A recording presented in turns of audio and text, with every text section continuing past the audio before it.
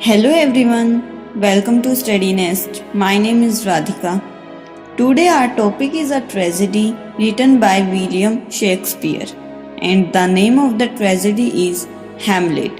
ये एक 5 act play है। सबसे पहले हम मेन कैरेक्टर्स देख लेते हैं। हेमलेट मेन हीरो है। क्लॉडियस हेमलेट्स अंकल यानी हेमलेट का चाचा। Gertrude, Hamlet's mother and queen of Denmark. Polonius दरबारी है। Horatio, friend of Hamlet, best friend of Hamlet. Ophelia, Hamlet's beloved. Laertes, Ophelia brother और Ophelia और Laertes दोनों Polonius यानी दरबारी के बेटा बेटी हैं।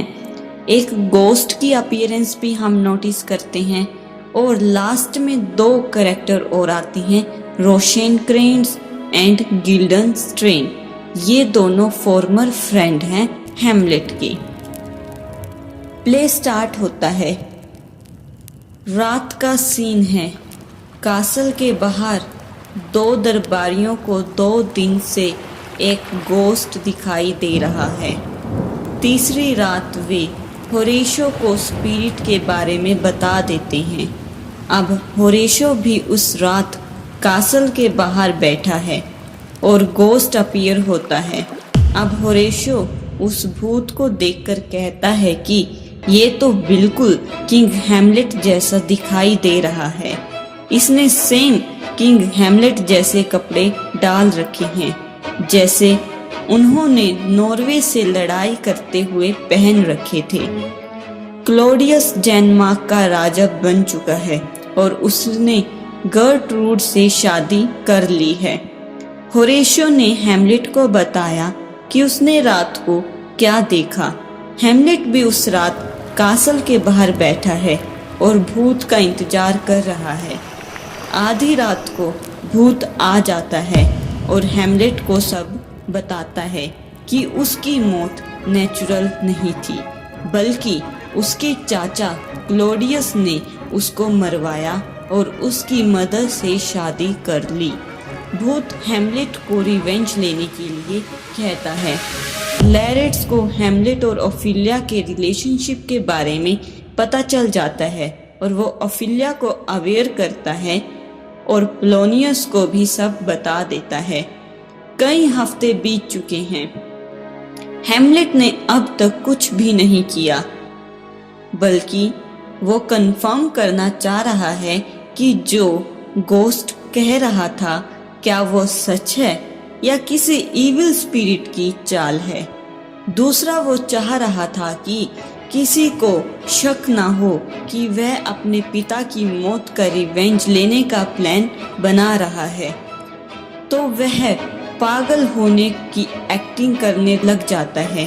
गर्टरूड, क्लॉडियस, पोलोनियस को हेमलेट की यह हालत देखकर टेंशन हो रही है। पोलोनियस को लग रहा है कि ये सब कुछ उसकी बेटी के प्यार की वजह से हो रहा है। क्लॉडियस हेमलेट के दोस्त क्रॉड्स और गिल्डनस्ट्रेन को बुलाता है और हेमलेट के पागलपन के कारण का पता लगाने के लिए कहता है।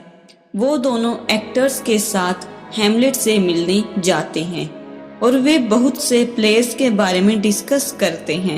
ओफिलिया हेमलेट से मिलती है और उसके कपड़े और हालत देखकर डर जाती है। हेमलेट एक्टर्स के साथ मिलकर स्टेज पर नाटक खेलने का प्लान बनाता है। सब उस प्ले को देख रहे हैं।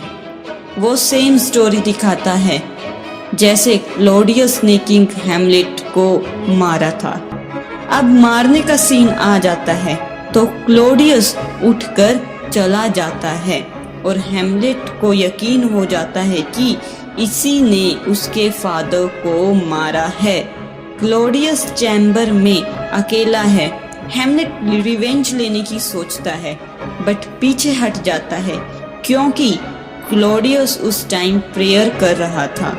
अगर इस टाइम उसने क्लॉडियस को मारा तो उसकी आत्मा स्वर्ग जाएगी और हेमलेट ऐसा नहीं चाहता था, तो वह अपनी माँ से मिलने के लिए उसके चैम्बर में चला जाता है। वह अपनी माँ को गालियां देता है और बुरा भला बोलता है।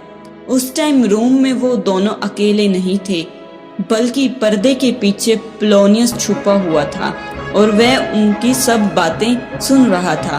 पोलोनियस सब सुनकर हेल्प हेल्प चिल्लाने लग जाता है। हेमलेट को लगता है कि वहाँ क्लॉडियस है और वो उसे मारने के लिए तलवार लेकर उस पर कूद पड़ता है और उसे मार देता है।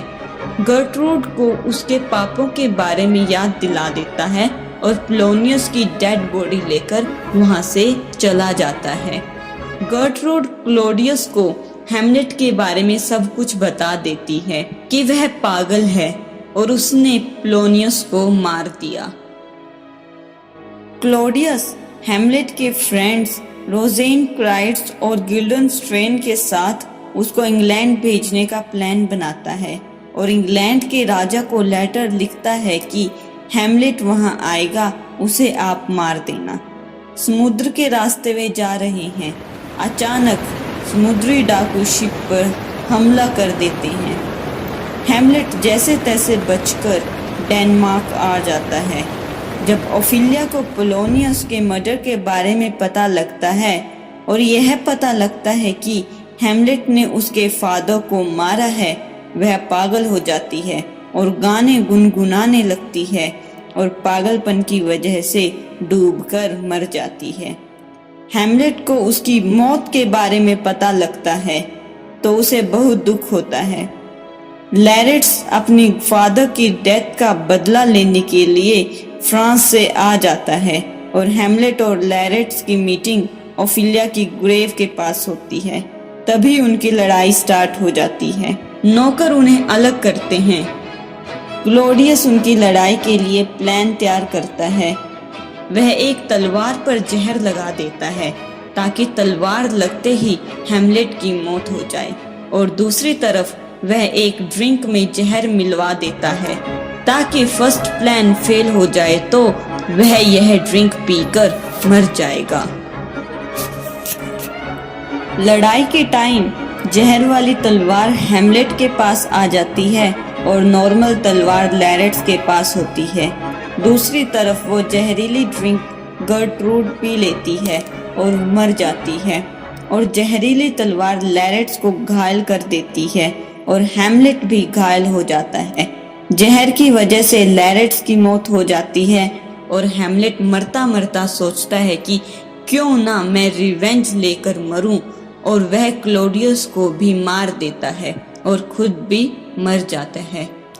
फोर्टिनब्रास अपनी आर्मी के साथ आता है। होरेशियो फोर्टिनब्रास को सब कुछ बताता है और वह अपने आर्मी को ऑर्डर करता है कि हेमलेट को फुल मिलिट्री ऑनर के साथ बरी किया जाए। यहीं पर ये प्ले खत्म होता है।